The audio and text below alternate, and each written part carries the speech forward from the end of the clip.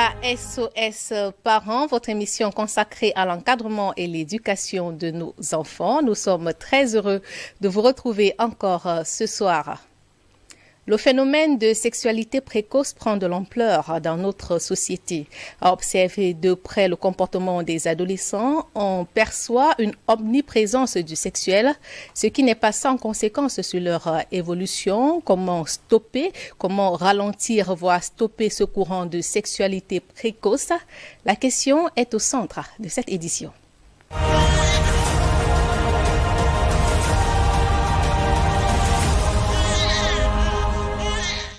Comme vous le savez, hier c'était le 1er juin, journée mondiale des parents. Mon équipe et moi rendons un vibrant hommage à tous les parents du monde entier pour le dévouement perpétuel à élever et éduquer leurs enfants.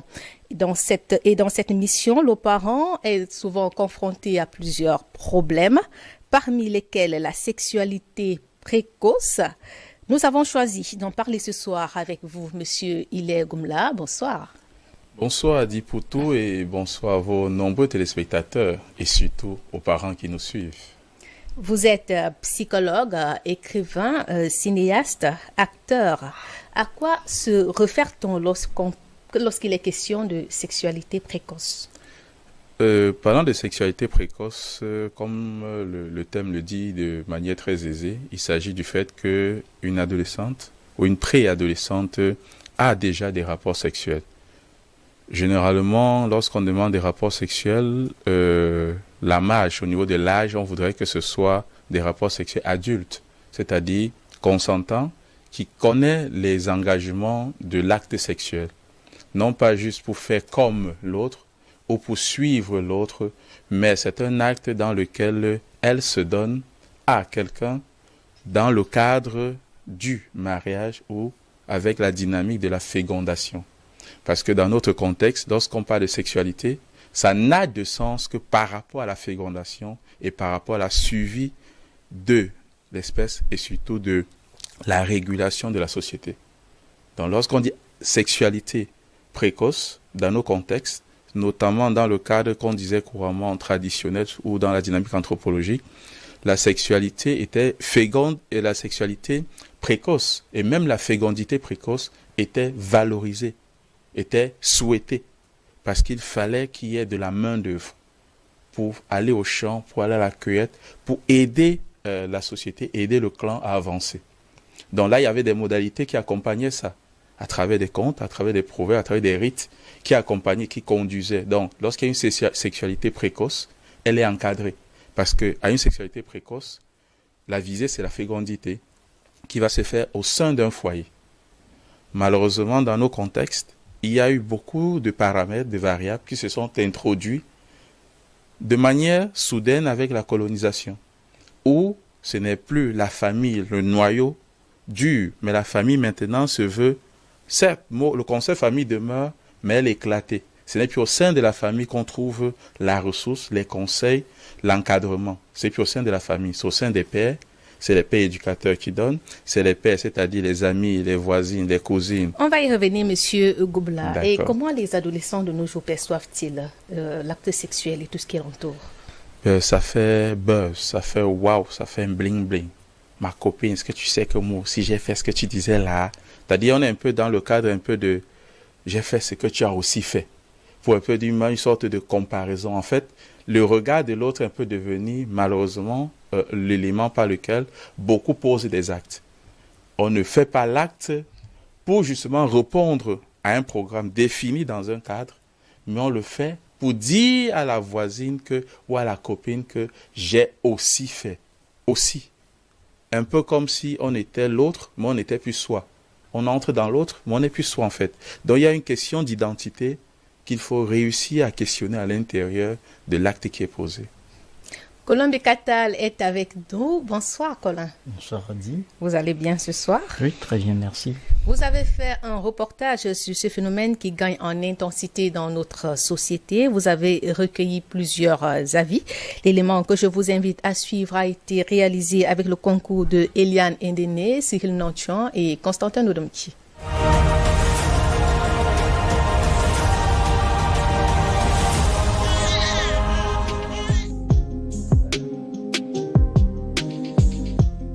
Le constat est là comme partout ailleurs, le Cameroun regorge des jeunes ou plutôt de très jeunes gens qui sombrent dans l'obsession tenace pour le sexe.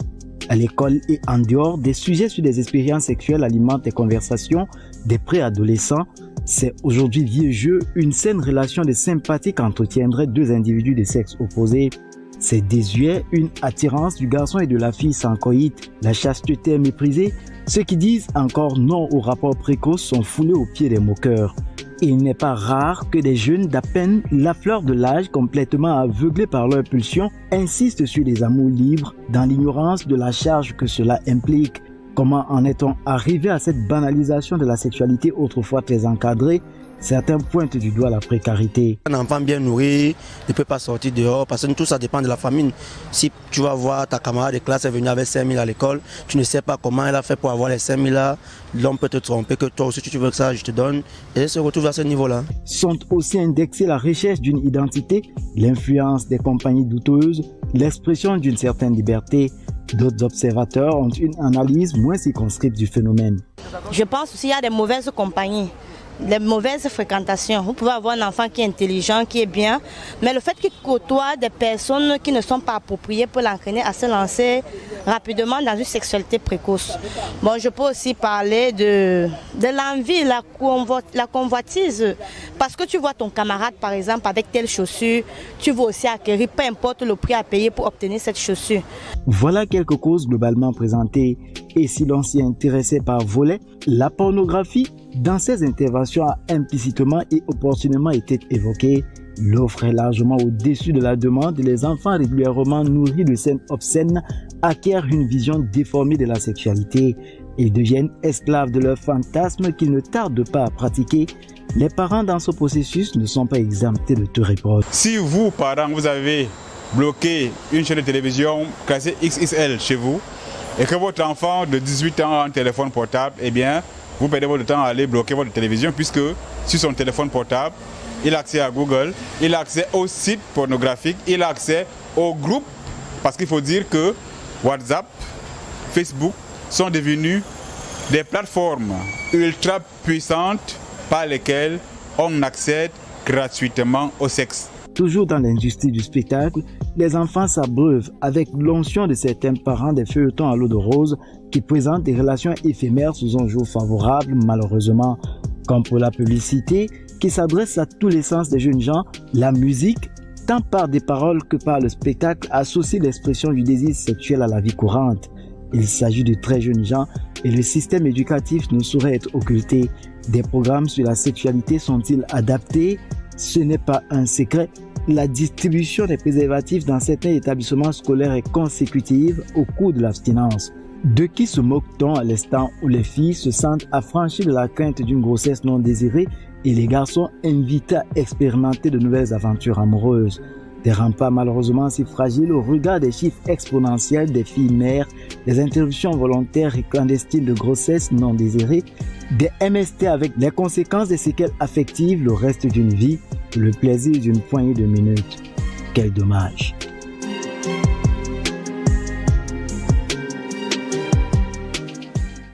Merci d'être avec nous sur DBS Télévision. C'est un rendez-vous hebdomadaire sur cette antenne tous les mercredis à 21h.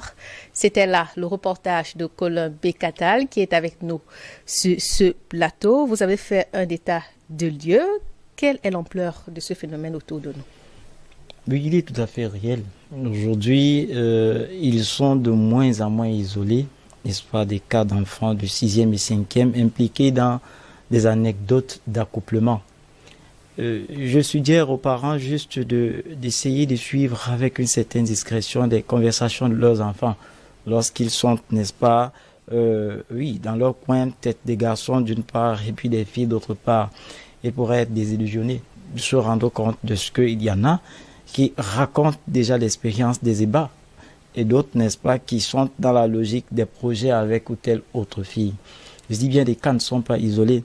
Menez une enquête auprès des censeurs, vous rendrez bien compte de ce que, à partir du 6e, sont nombreux, n'est-ce pas, des cas de plainte, soit de filles ou de garçons, n'est-ce pas, qui se plaindraient de ce qu'il a été griffé, harcelé, et ainsi de suite. Donc la situation est réelle, de toute façon. Les cas ne viennent pas que d'ailleurs, il y a lieu de s'inquiéter. De plus en plus d'enfants pensent vraiment à être actifs sexuellement, aussi petits qu'ils soient, n'est-ce pas, nos yeux, enfin, aussi petits que nous les considérions. Il y en a qui ont déjà une forte expérience que nous ne soupçonnons pas. Vous avez pointé un doigt accusateur sur les feuilletons à l'eau de rose. Oui, ça aussi c'est important. Malheureusement, c'est avec l'onction des parents. Je l'ai dit, je l'ai relevé dans le reportage. Tu vois, c'est une industrie du spectacle. Et puis maintenant, des acteurs, des gens qui en sont des initiateurs cherchent de l'argent. Ils réussissent quand même à dissimuler le danger, n'est-ce pas, dans ce qui semble être bien. On sait que c'est un décor de confort avec des acteurs beaux.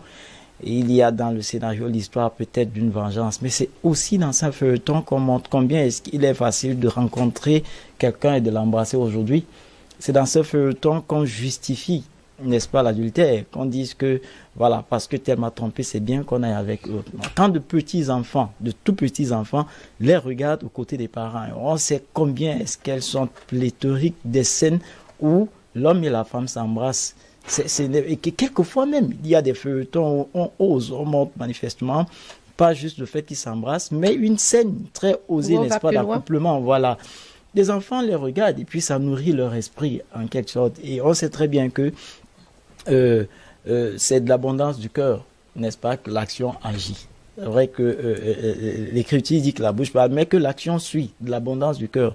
Pour le peu que le cœur et l'esprit soient nourris, c'est des fantasmes, c'est des pulsions, et puis on a envie de le faire. Donc des feuilletons à l'eau de rose ne sont vraiment pas aussi innocentes. Quoique ce soit la responsabilité des parents de devoir censurer, de comprendre que ces scènes qui sont banales, ces scènes qu'ils livrent comme ça à leurs enfants, pourraient être la cause initiale, n'est-ce pas, de leur perdition. Dommage. C'est le lieu vraiment de faire très attention. Et d'interpeller également les parents. Nous allons, tout le long de cette émission, établir les causes et surtout proposer quelques solutions. Merci, Colin Bikatal. À la semaine prochaine, si Dieu le veut. Bien sûr, si Dieu le veut. Monsieur Goumoula, vous avez regardé le reportage tout à l'heure. Est-ce que vous avez un commentaire? Ça fait froid. Ça fait froid de voir, même si c'est connu, mais ça fait quand même froid de voir ces enfants très jeunes, dans la tranche d'âge 8, 9, 10, 11 maxi, mais qui sont déjà dans des situations de débat amoureux, débat sexuel, qui découvrent le sexe. Et lorsque vous approchez souvent de l'une d'entre elles, elle vous dit, elle a fait, mais elle est amère. Elle est amère, c'est comme si, entre le fantasme qu'elle se disait de l'acte et la réalité de l'acte, il y a une désillusion extraordinaire dans laquelle beaucoup ne savent plus comment on revient. C'est plus comment on fait pour revenir. Et malheureusement, dans cette situation, comme on dit souvent, mouiller, c'est mouiller, il y a des dents continues seulement. Et là, celles aussi qui ont perdu leur virginité, frustrées de voir comment, parmi elles, il y a une qui veut quand même la préserver. Alors il faut qu'on saque celle-là, on la matraque, on la fait se sentir vieille fille, saleté, chose, pour que justement elle se déprécie et valide la posture de perdre aussi sa virginité, pour entrer dans le cercle de celles qui ont perdu leur virginité et enfin devenir aussi comme les autres. Donc véritablement, lorsque j'ai eu ce reportage, c'est triste parce qu'il a bien fait aussi dénoter de quoi est-ce qu'on nourrit le cerveau. Avec quoi on nourrit notre cerveau? Les enfants consomment quoi? On appelle ça les denrées cognitives. C'est quoi les denrées cognitives qu'on donne aux enfants? Ce sont des livres? Quel type de livres? Ce sont des films? Quel type de films? Ce sont des sketchs? Quel type de sketchs? Ce sont des théâtres? Qu'est-ce qu'on offre à l'enfant? Qu'est-ce qu'on offre comme contenu à l'enfant? Pour que justement il ait de quoi, quelque chose sur lequel il s'appuie, il prend appui pour justement se nouer, prendre celui de dire, cette situation, elle traverse la ligne. Cette situation, elle est acceptable. Cette situation mérite que je me rapproche d'un aîné.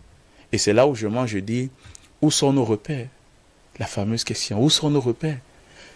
On ne peut plus se rattacher à la famille. Rarement on peut puiser encore dans la famille le socle qui savait apaiser. C'est devenu les NTIC, c'est devenu les médias, c'est devenu la presse, c'est devenu la télévision, c'est devenu Internet, c'est devenu autre qui apporte maintenant l'information pour dire voilà la conduite à tenir. Et la famille, comment elle se reconstruit malgré les séquelles qu'elle a subies. Comment elle se reconstruit, comment elle se donne les moyens.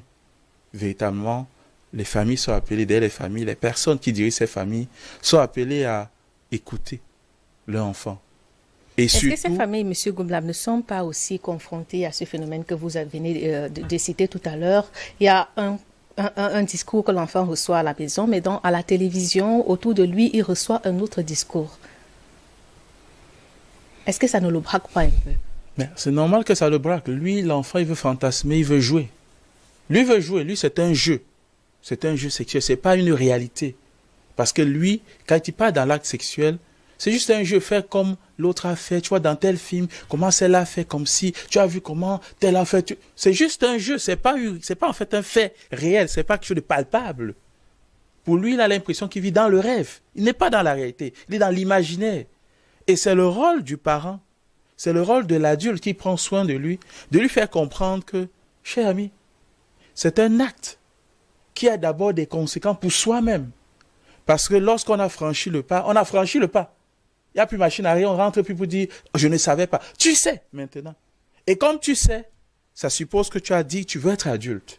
Et si tu veux être adulte, tu dois assumer ce qui va avec.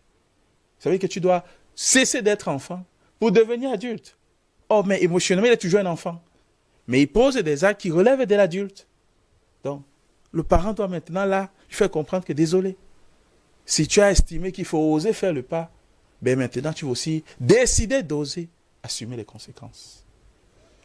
La coach Samer nous a rejoint. Bonsoir, coach. Bonsoir, Adi. Comment tu vas? Je vais très bien, coach. Merci. Et vous? Oui, très bien. Bonsoir, M. Ngoumla. Bonsoir, madame. Bonsoir, chers téléspectateurs.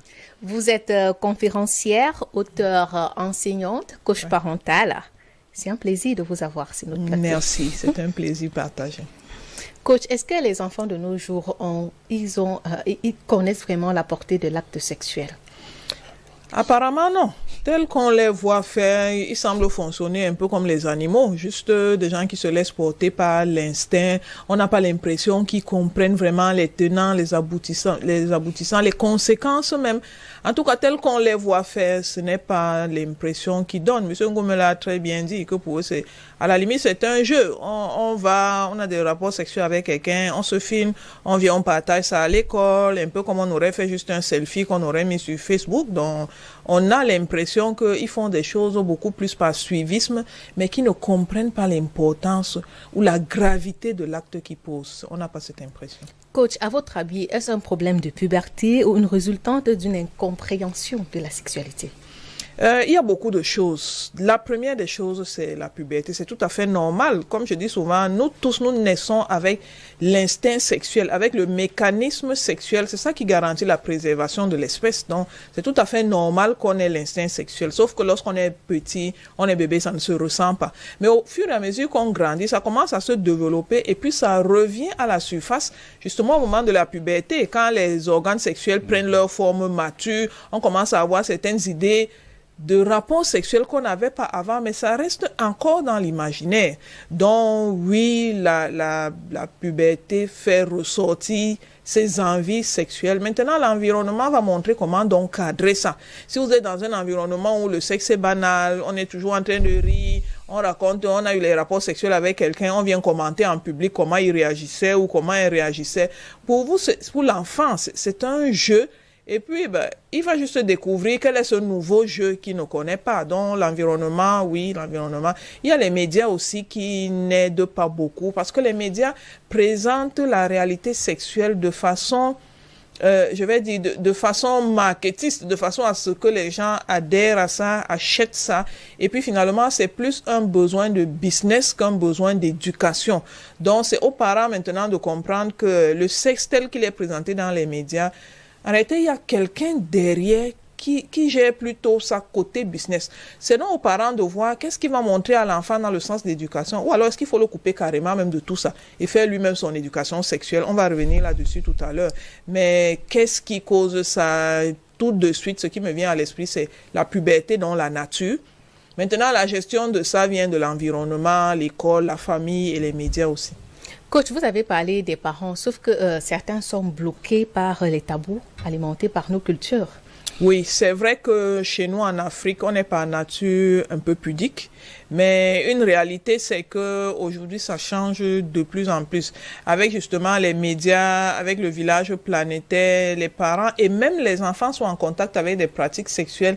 Au début, ça fait mal, on est surpris, on n'est pas habitué à ça, mais ça entre dans notre quotidien. Et c'est pour ça que moi, je dis souvent qu'aujourd'hui, ce qu'on appelle les tabous, est-ce que ce n'est pas de faux tabous? Pendant que le parent hésite à parler à la jeune fille de ses premières règles, elle en est déjà au partout, elle se fait filmer et elle met ça sur les réseaux sociaux. Donc, finalement, qu'est-ce qu'on appelle les tabous? Vous savez, quand on va à la guerre, si vous allez à la guerre et que votre ennemi en face a, je dis n'importe quoi, la machette, vous ne pouvez pas aller avec la fourchette. Il faut prendre quelque chose qui correspond à ça. Donc, si votre jeune fille est déjà au niveau des partous et qu'elle a le courage de se faire filmer, et vous, le parent, vous êtes encore là tout pudique à lui expliquer qu'il faut, enfin, à hésiter, à lui dire qu'il faut faire attention, on ne va pas avec un homme n'importe comment. Le combat n'est pas égal. Donc, le parent doit élever le niveau pour parler à l'enfant le langage qu'il comprend, comme je dis souvent. Ça veut dire qu'il faut aussi, je ne sais pas si je vais utiliser le terme courage, mais il faut que les parents se mettent au niveau de dire à l'enfant la réalité des faits. Parce que, chers parents, lorsque vous êtes pudiques, lorsque vous n'arrivez pas à dire les choses pour ne pas blesser l'enfant, je vous en prie, l'enfant était déjà, entre guillemets, blessé. Donc, ce que vous voulez lui cacher là, elle connaît ça peut-être même plus que vous. Et c'est une réalité. Nos enfants aujourd'hui font des pratiques sexuelles que nous, les parents, on n'a même pas le courage de faire. Donc, il faut que les parents se disent que le tabou n'est plus vraiment aussi tabou. Maintenant, il y a des façons de se faire aider. Soit vous allez vers les professionnels comme nous, on peut vous donner des trucs et astuces. Vous pouvez, par exemple, prendre votre enfant. Je ne sais pas si on est là dans les solutions. Vous pouvez prendre l'enfant. Oui, ok, on va arriver. Le temps pour nous d'arriver aux solutions. Ouais. Coach, Monsieur Goubla, on a suivi dans le reportage quelqu'un qui disait qu'il y a la précarité, le suivisme, le complexe. Quand on voit ses amis avec de nouvelles choses, on veut aussi en avoir. Il y a aussi des parents, au nom de la précarité, qui poussent leurs enfants sur ce chemin. C'est connu quand même de tous. Ben, c'est connu. Ça, c'est connu. Ça me rappelle une histoire avec d'une amie au lycée lorsque j'y étais. Et justement, il y avait un monsieur pour avoir son agent de beignet. Bon, à la pause, ben, elle allait chez le monsieur.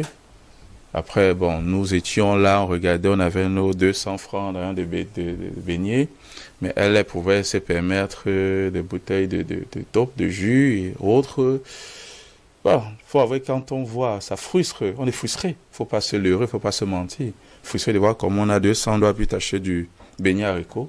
On avait nos scores, on savait dire la mère 4-2-1. Elle savait ce que ça voulait dire.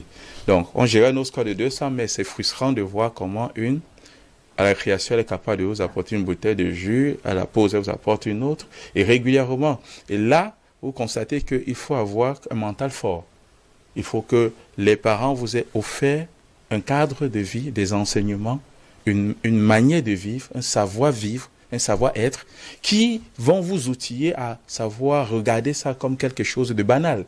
Ça veut dire que la précarité, c'est un argument, oui. L'envie aussi de soi-même, parfois le suivi, oui. C'est pourquoi je mettais en avant dans mon introduction ces balises-là qui ont été justement bousculées. Et comment est-ce que maintenant, avec de nouvelles balises, on fait? On construit de nouvelles balises et comment pour avancer? Si on ne prend pas déjà acte de qu'est-ce qui a été bousculé, saccagé, comment est-ce qu'on fait pour avancer? Parce que pour avancer, il faut savoir qu'est-ce qui a été brisé. Et l'absence de ces balises-là fait à ce que on a des difficultés à faire face à ça. Parce que pour les difficultés, il y en aura. Et des sérieuses difficultés. Donc là, il y a le suivisme qui est connu. Il y a la précarité. Mais ça ne justifie pas tout. Ce n'est pas parce qu'on est en situation de précarité qu'on a le droit de vendre son enfant ou alors de matraquer son enfant, de lui dire des mots d'une violence pour qu'elle cède aux avances d'un homme. Et parfois, vous voyez, son âge. C'est un traumatisme qui ne se guérit pas, qui ne guérit pas. Ça paraît banal, on le dit ça aisément. Mais reprenez la même personne à 50 ans, reposez la même question là-dessus. Elle a 50 ans. Elle a fait lorsqu'elle avait 9 ans. Même à 50 ans, la blessure n'est toujours pas cicatrisée. Et sans qu'on se rende compte, c'est comme ça que l'éducation qu'elle va transmettre aux enfants sera toujours connectée à cette gestion-là, où elle n'a pas pu, veut ou pas. Ça veut dire que lorsqu'elle va voir des ingrédients qui se rattachent à ça, il y a ce qu'on appelle le retour du refoulé. Et là, malheureusement, les gens vont écoper, c'est qu'ils ne comprennent même pas. Tu vois, c'est des mamans qui ont des discours avec les enfants. L'enfant, elle est égaré, il ne comprend pas le sens, mais elle en parle avec une telle énergie, une telle rage. Lui, il en fait plutôt perturbé par la rage avec laquelle elle parle que par ce qu'elle dit. Il y a comme une déconnexion, une coupure. Mais lui ne parvient pas à combler le gap, le fossé là, pour comprendre, en fait, maman est en train de me dire que je ne me lance pas sur cette route parce que c'est un drame. Coach, je reviens à vous. Lorsqu'on parle de précocité, on constate que les enfants de nos jours, ils grandissent aussi très vite. Ils sont également précoces sur le plan physique. Vous voyez une jeune fille de 9 ans, on dirait une fille de 13, 14, voire 17 ans. Est-ce que ça ne facilite pas aussi? Parce que nos parents ont en tête que l'enfant est encore tout petit. On ne peut pas encore parler de sexe. Or, physiquement, c'est déjà une femme et qui est déjà abordée par les hommes. Oui, c'est un vrai complexe, un vrai dilemme en fait, parce que non seulement elle est même grande, mais elle commence à avoir les idées de grande fille. Parce que comme elle est grande, justement, les gens viennent lui proposer des choses. D'accord, au début c'est choquant, elle n'est pas dans la pratique de ce que vous êtes en train de lui dire, mais vous êtes en train de nourrir son esprit. Donc, elle n'a pas franchi l'acte, mais elle sait qu'on peut faire, comment on peut faire. À l'école, même, il y a des sites pornographiques qui se passent entre les élèves. Donc, lorsqu'elle rentre à la maison, elle sait déjà qu'avec un peu de connexion, elle peut aller sur Google, elle tape le nom d'un certain site, et puis elle va voir des positions, des postures, ainsi de suite. Ça veut dire qu'en réalité, son esprit est déjà, entre guillemets, déviergé, pendant que son corps ne l'est pas encore. Donc oui, le fait qu'elle soit grande, entre guillemets, qu'elle grandisse physiquement plus vite que son âge, la prédispose aussi plus facilement à franchir le pas, parce que puisqu'elle paraît grande, les gens viennent lui proposer des choses.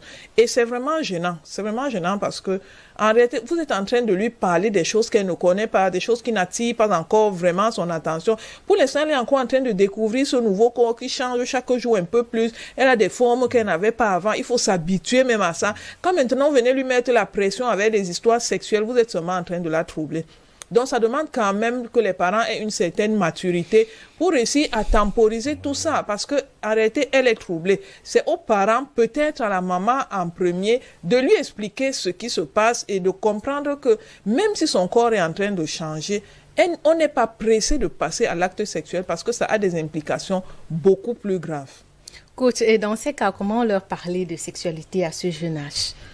C'est les parents qui doivent prendre cette responsabilité. Ce qui nous gêne, nous les parents, c'est que nous prenons un moment précis pour parler d'éducation sexuelle à l'enfant. Et nous faisons de ce moment un moment solennel.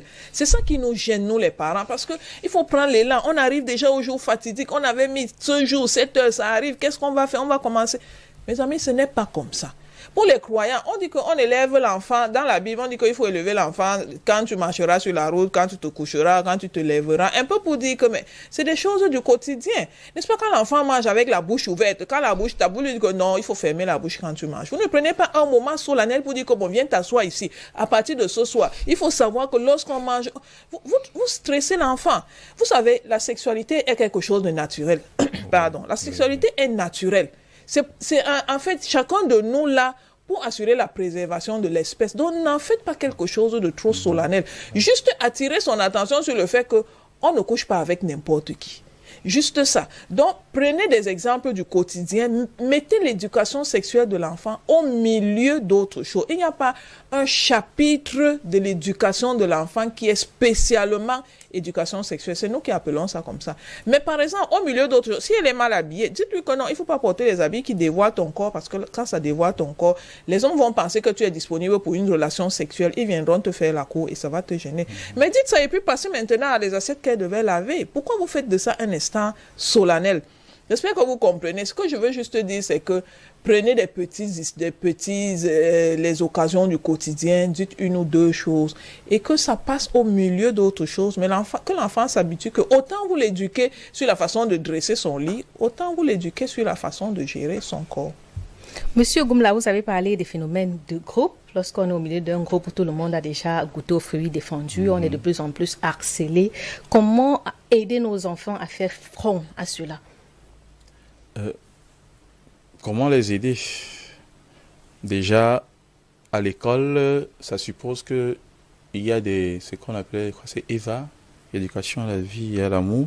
S'il y a ce type de personnes qui assurent cette formation-là, ça permet qu'elle puisse se rapprocher de cette personne pour avoir de bons éléments à l'intérieur.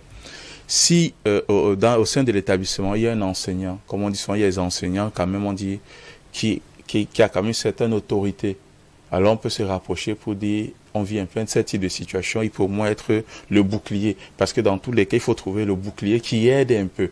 Parce que généralement, dans ce type de situation, on aime vous mettre en quarantaine. Pour vous mettre en quarantaine, vous sentez isolé, dit, autant faire pour aussi être avec elle. Et c'est là, justement, où vous voyez comment cette fragilité émotionnelle, donc tout va se jouer autour de cette fragilité émotionnelle et des croyances qu'on se donne de ça. Que si je ne fais pas ça, est-ce que je suis alors normal comme les autres? Ben, vous êtes bien normal. Peut-être même mieux normal même que celle-là. Mais comme elles sont en groupe, elles font tellement de bruit, alors ça peut donner le sentiment à l'autre que elle n'est pas normale. Non, la personne est bien normale. Donc, il y a ces éléments. Maintenant, il y a aussi les éléments de la maison, c'est comment les parents apprennent le savoir-vivre. Et Madame Samuel le disait assez bien. Comment? Tu as dit que dans ce quotidien-là, c'est le quotidien, c'est pas une affaire une spécialité. Il faut absolument que ce soit fait un temps T0, T', ou c'est à cette heure-là. Non. C'est dans le quotidien.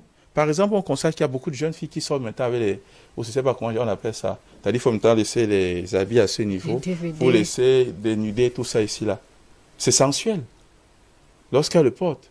C'est vrai, tu es belle, oui. Tu es belle, oui.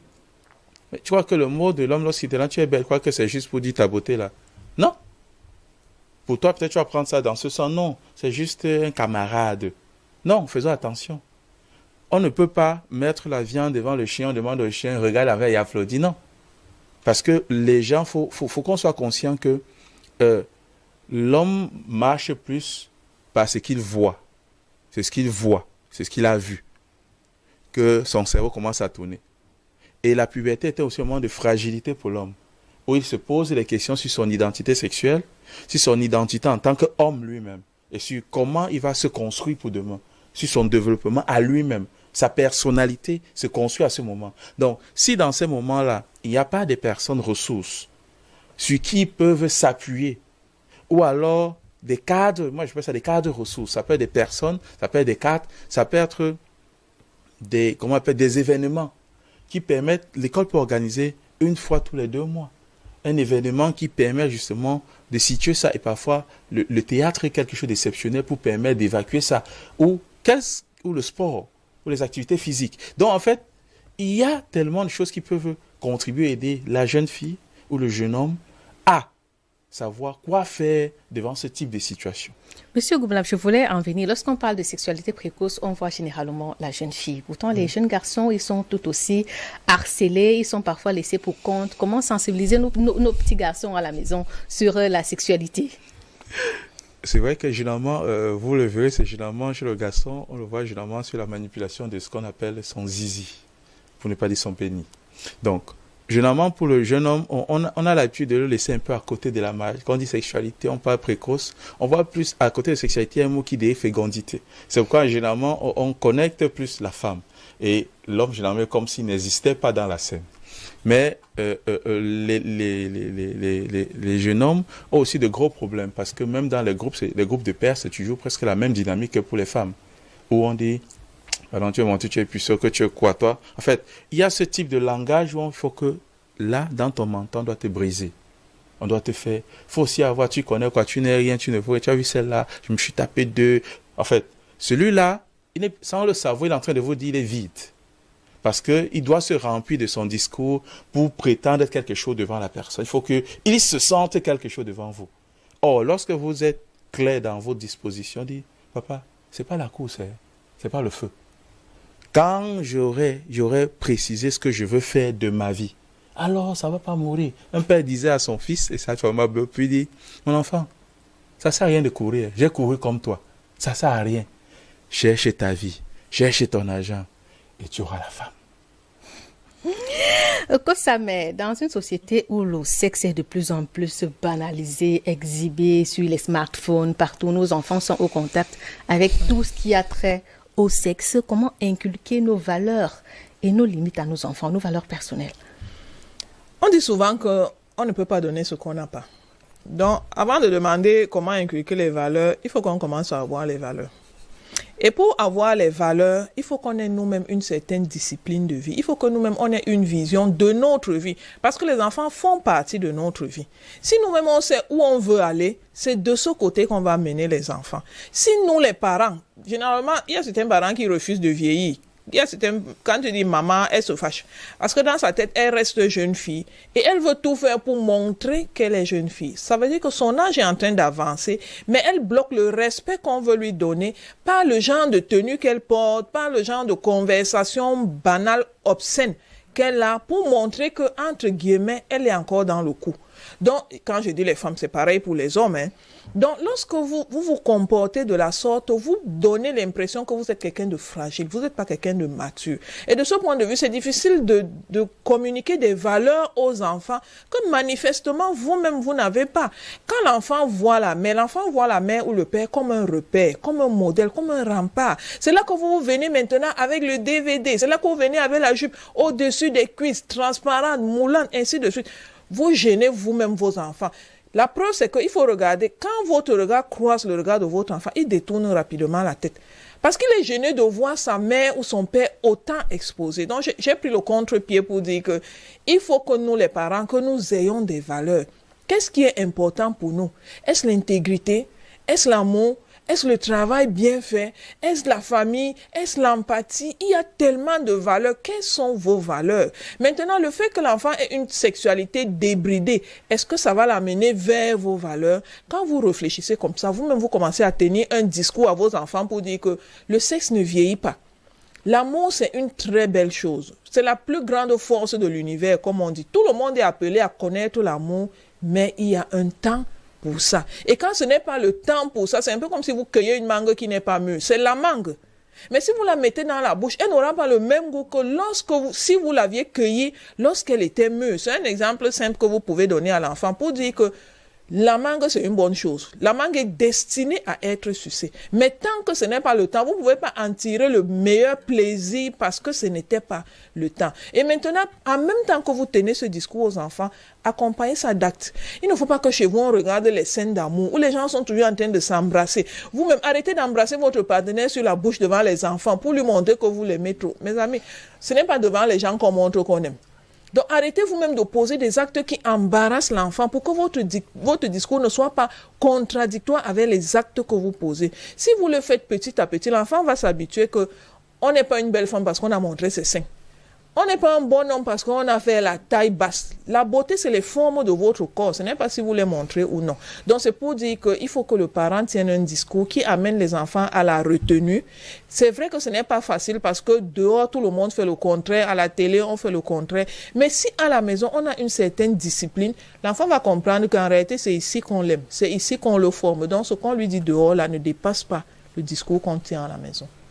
Coach, vous avez pratiquement tout dit et cela nous amène à parler d'autres choses de notre rubrique Mots d'enfant. Ce soir, la pédiatre Sandrina Mendunga nous donne des explications sur le paludisme. Les enfants de moins de 5 ans représentent l'un des groupes les plus vulnérables touchés par cette maladie.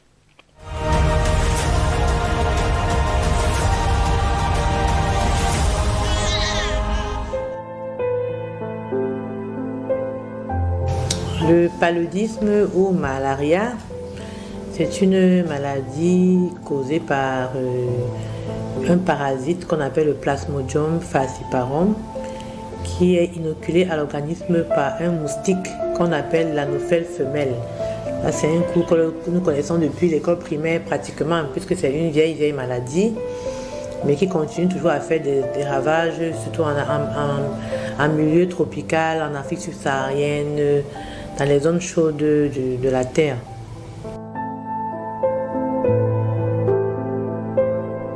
Lorsque le moustique a injecté le plasmodium dans le sang, dans l'organisme humain, il se crée donc une cascade de réactions biologiques qui vont donc entraîner tous les symptômes de la maladie, à savoir donc la fièvre, les courbatures. Et ça peut aller d'un paludisme simple au paludisme grave qui va se traiter à l'hôpital. Que ce soit chez le nourrisson, l'enfant, le grand enfant, c'est presque les mêmes symptômes c'est-à-dire une fièvre, une fatigue, un nourrisson qui peut être pleurnichard, un manque d'appétit, des douleurs au niveau des articulations, au niveau des muscles. Maintenant, chez un enfant qui peut un peu plus parler, il peut avoir des maux de tête, il dira qu'il a mal à la tête, qu'il n'a pas d'appétit, qu'il est fatigué. Et lorsque le paludisme est plus grave et plus compliqué, l'enfant peut avoir des yeux qui sont aussi devenus jaunes parce que l'enfant a déjà les globules rouges qui se cassent et ça peut entraîner une anémie. L'enfant peut avoir des urines qui deviennent aussi foncées. L'enfant peut entrer dans un coma, l'enfant peut présenter des convulsions, l'enfant peut présenter un délire, une agitation. Là, ça fait déjà partie des symptômes du paludisme dit grave.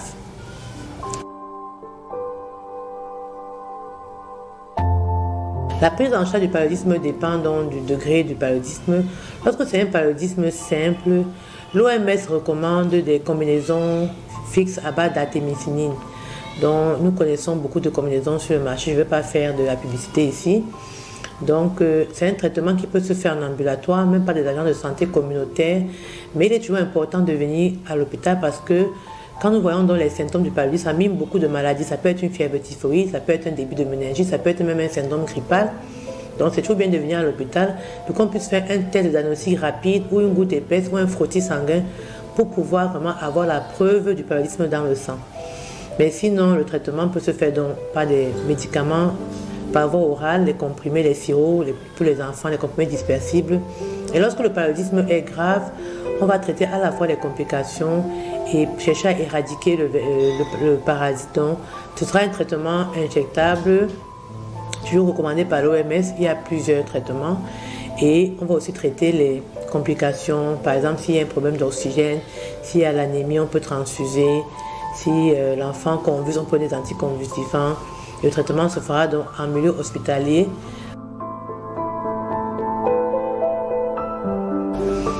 Oui, le plasmodium on peut se recontaminer même 2 à 3 semaines après la piqûre d'un moustique. C'est pour ça que lorsqu'on prend même un traitement injectable, il faut toujours prendre un traitement à combiner, recommandé par l'OMS, parce que ce sont des traitements qui sont un peu préventifs. Donc, ils peuvent te prévenir 2 à 3 semaines. Mais si on ne prend pas un traitement adéquat, même tous les 2 semaines, on peut faire un paludisme. Parce que le cycle de vie permet aux moustiques de revenir, de réinfester 2 semaines après. La prévention doit être passée par une très bonne discipline parce qu'on nous a toujours dit les moustiquaires imprégnés à longue durée d'action, mais c'est toujours un peu difficile. Il y a beaucoup d'enfants qui viennent encore en consultation, n'ont pas de moustiquaires. Même ceux qui peuvent en acheter n'en achètent pas. On trouve les raisons, ça chauffe, j'ai l'impression d'être enfermée. Surtout comme on est par exemple ici à Douala, il fait très chaud, donc souvent il y a les raisons de chaleur. Mais la moustiquaire imprégnée à longue durée d'action, elle a été validée par l'OMS, elle est très recommandée. Et vraiment, lorsqu'on l'utilise, on fait de moins en moins des crises de paludisme. Maintenant, concernant l'environnement, puisqu'on sait que le moustique, lui aussi, part dans les flaques d'eau pour aspirer les larves de ce plasmodium. Donc, il faut éviter les flaques d'eau, il faut éviter ce qu'on appelle les gîtes larvaires, donc des endroits qui favorisent la multiplication du plasmodium, comme des boîtes de conserve qui traînent, une piscine qui est mal entretenue, des flaques d'eau, de la broussaille. Donc il faut un peu faire l'hygiène environnementale.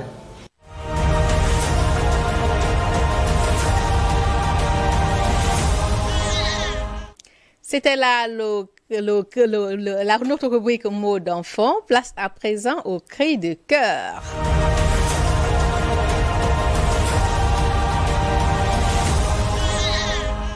Ce soir, c'est une maman préoccupée qui nous a écrit. Je vais tout de suite vous lire sa correspondance.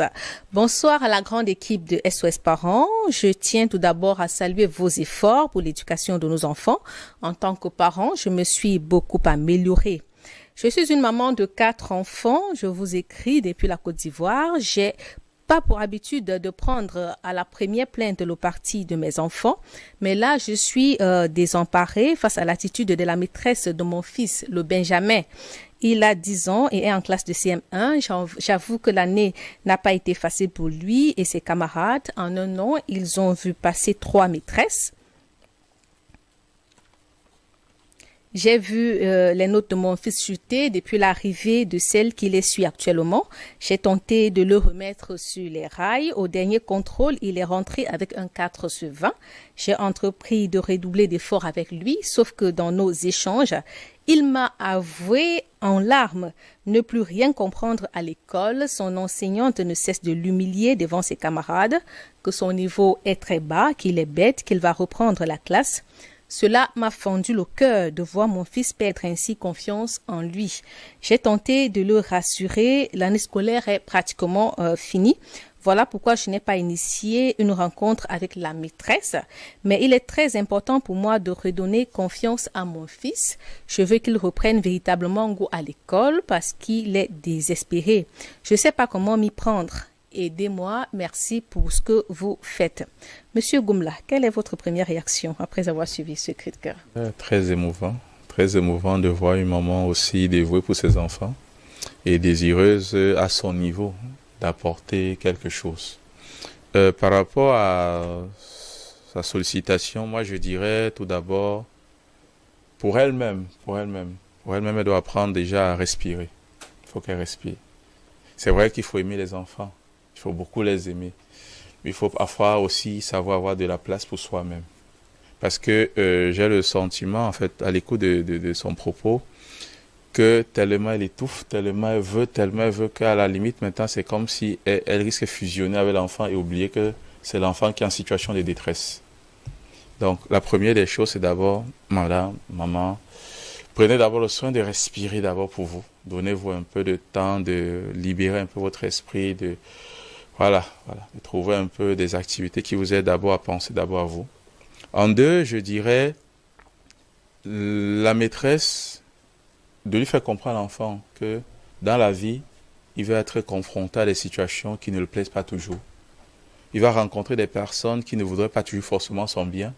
Il va voir des personnes qui sont à des postes qui sont censés l'aider à progresser, mais qui ne vont pas toujours le faire.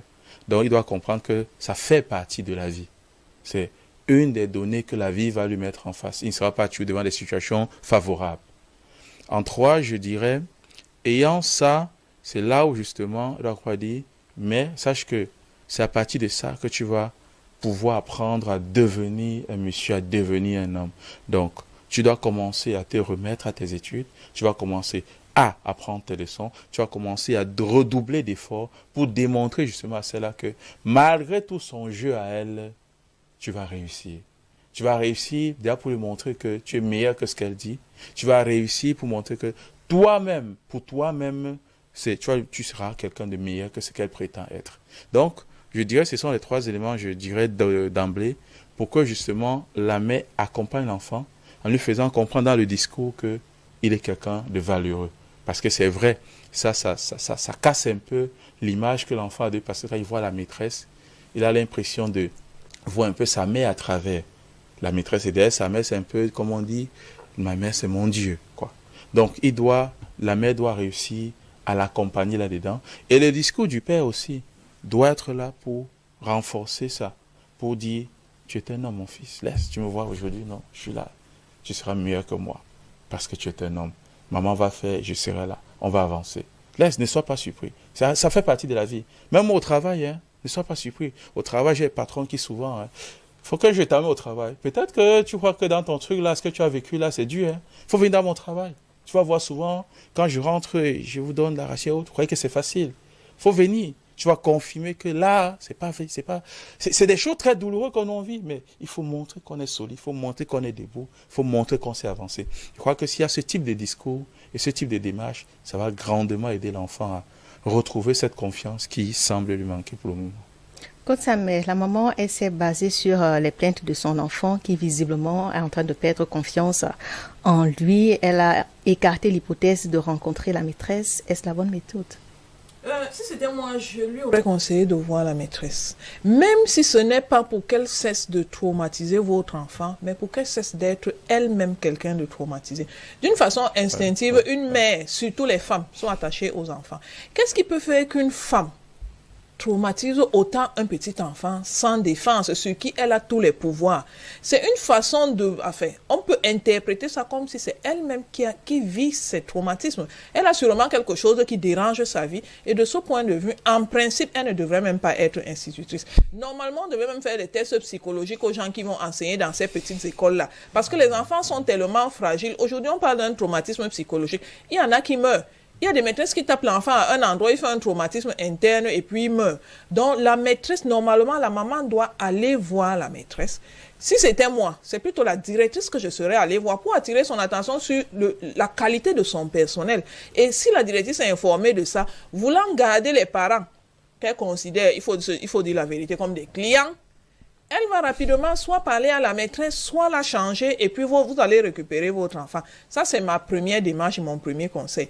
La deuxième chose que je veux dire, c'est que généralement, à la suite de ce que M. Ngumla disait, quelquefois, nous aussi, nous devons, je ne sais pas si je vais dire, durcir un peu nos enfants. Ce qui est certain, c'est que la vie ne leur fera pas des cadeaux. Et des choses de ce genre, ils vont en rencontrer. Donc, essayez de durcir l'enfant dans le sens de lui dire qu'il faut qu'il apprenne à supporter les choses. Vous savez, lorsqu'on envoie l'enfant à l'école, on l'envoie aussi pour socialiser. On n'envoie pas l'enfant à l'école seulement pour apprendre l'alphabet, compter, ainsi de suite. On l'apprend aussi pour socialiser. Il y a des enfants qui sont violents à l'école. Il y a un enfant qui s'est plaint à chaque fois qu'il est arrivé à l'école en classe de maternelle, donc c'est les enfants de 4-5 ans par là. Il y a un petit enfant du même âge qui chaque fois venait dans son sac, prenait son goûter et mangeait. À chaque fois qu'il essayait de parler, l'enfant le tapait.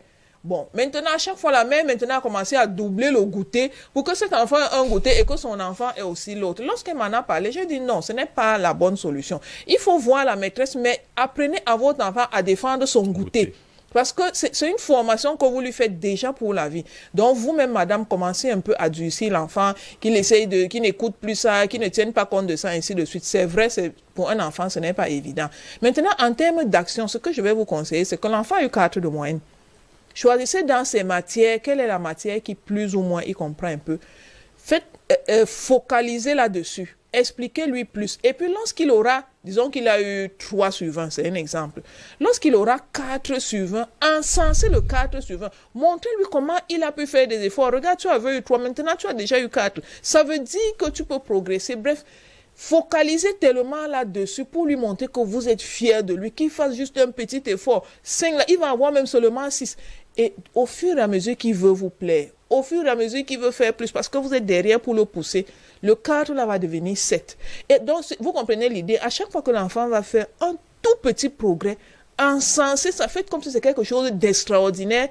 Et il va commencer par comprendre que, mais finalement, il n'est pas aussi nul qu'on dit. Le voilà qui avait 4, il est déjà arrivé à 7. Après, il est arrivé à 8, ainsi de suite. Ça, c'est le travail que vous devez faire en face de l'enfant. Mais derrière lui, il faut absolument aller à l'école. Parce que le traumatisme que la maîtresse a fait sur votre enfant, peut-être elle le fait sur d'autres enfants. Qui sait? Peut-être qu'elle fait même plus que ça. Peut-être votre enfant n'a même pas tout dit. Donc, il faut absolument aller à l'école. Mais vous devez faire un grand travail sur votre enfant pour lui redonner confiance, pour lui montrer qu'il peut, pour lui montrer que dans tous les cas, vous êtes fiers de lui. Et le dernier conseil, c'est que n'hésitez même pas à lui changer d'école. Hein. Si vous voyez que ça va entamer toute la vie de votre enfant, mais pour rattraper votre enfant, n'hésitez pas de lui changer d'école. Donc, il faut déjà voir avec la maîtresse, avec la directrice, essayez vous-même de durcir, entre guillemets, un peu votre enfant. Mais si vraiment pour rattraper l'enfant, ça demande les méthodes drastiques, n'hésitez pas à aller ailleurs. Monsieur Ngumla, la coach Samé, elle a tranché là-dessus. Il faut aller rencontrer la maîtresse. J'avais envie de vous demander comment que faire lorsqu'on a le sentiment que la maîtresse ou l'enseignant n'aime pas notre enfant. Et déjà qu'elle n'est pas là pour aimer notre enfant. Elle est là pour diffuser des connaissances. Et il faut comprendre que derrière ces connaissances-là, elle n'est pas là pour aimer notre enfant. Même si elle n'aime pas où elle aime, c'est pas le souci, elle n'aime pas à ce niveau. Le souci pour nous, c'est de nous rassurer qu'elle fait son travail et qu'elle le fait en respectant chacun. La question du respect ne doit pas être négociée. Elle doit respecter cet enfant. Maintenant, si elle ne respecte pas ça qui est formulé par elle n'aime pas notre enfant, il s'avère tout simplement, comme coach Samuel l'a bien évoqué, se rapprocher de l'établissement, rencontrer et en parler pour clarifier les tenants et aboutissants et comprendre qu'est-ce qui se passe. Et là, prendre des décisions. S'il faut quitter l'établissement, ben quitter l'établissement. Parce qu'il a été dit, ça fait 3 enseignantes. Et là, ça crée des séquelles chez l'enfant. Une première, une deuxième, une troisième. Et c'est sur ce que nous allons refermer cette édition. Monsieur Goumbla, vous venez de lancer une web-série. Vous nous dites quelques mots pour sortir sur cette web-série? En fait, c'est une web-série juste pour faire sourire les gens. C'était Coco Choco. Il s'agit en fait de l'histoire d'un garçon des banlieues. Mais pour montrer que même si on sort des banlieues, on peut réaliser des choses extraordinaires. Et on a dit qu'on va le soutenir et l'accompagner pour montrer aux gens que ce n'est pas d'où on sort qui dit qui on est. Les diffusions, c'est quand et c'est sur quelle plateforme?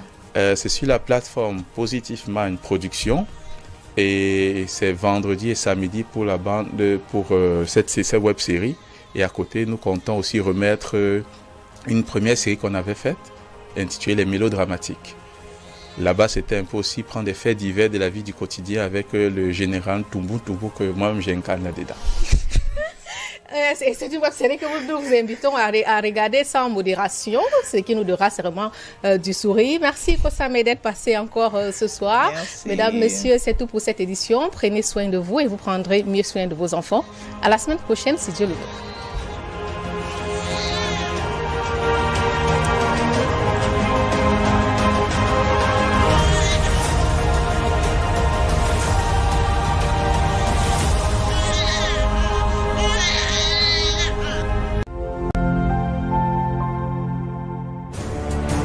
Ce jeudi,